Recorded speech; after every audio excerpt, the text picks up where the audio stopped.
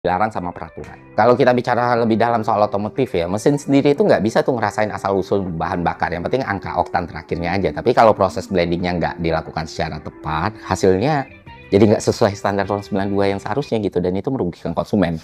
Proses ini memungkinkan para pelaku untuk menekan harga jual yang jauh lebih tinggi daripada seharusnya, dan itulah yang dilakukan, yaitu markup harga yang merugikan publik. Kenapa demikian? Karena harga pokoknya berubah, teman-teman. Kebutuhannya berubah, demand-nya berubah, supply-nya berubah.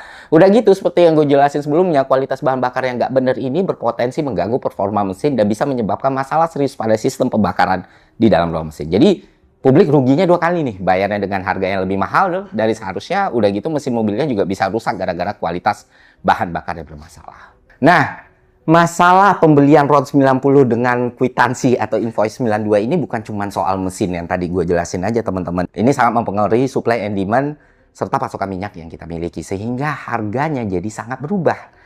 Yang mana ketika harganya sudah tidak benar, yang mana pengadaannya tidak dilakukan dengan benar pula, banyak markup di mana-mana, jelas impor yang kita lakukan itu sangat-sangat tidak efektif. Dan kalau ini dilakukan dengan benar, maka uang yang keluar tidak seharusnya sebesar itu. Nah, misalnya kayak contoh 126 triliun itu.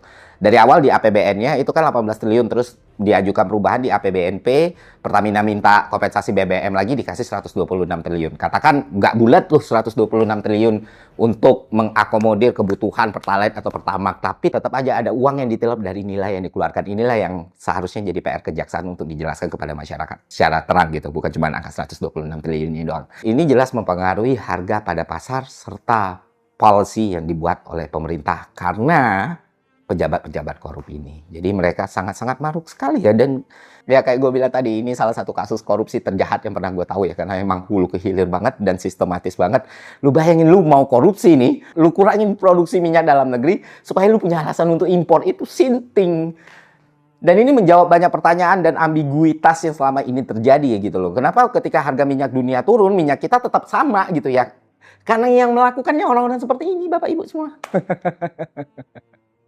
Dan gue pikir pemerintah benar-benar harus totalitas dalam membereskan masalah ini, dalam menata ulang kembali Pertamina, balik lagi dari nol. Kenapa demikian? Karena pemerintah punya mega project yang lain yang namanya Danantara, yang mana Pertamina adalah salah satu BUMN andalan Indonesia. Lu bayangin ketika ini tidak dibereskan dengan benar, gimana sentimen market bisa positif? Itu yang gue tunggu dari tadi gitu. Dan selama ini, sorry to say, kita belum melihat tindakan konkret dari pemerintah soal penanganan kasus korupsi Pertamina ini. Karena berbahaya sekali ya, lu lagi bikin super holding, ternyata salah satu BUMN andalan sudah bermasalah seperti ini gitu.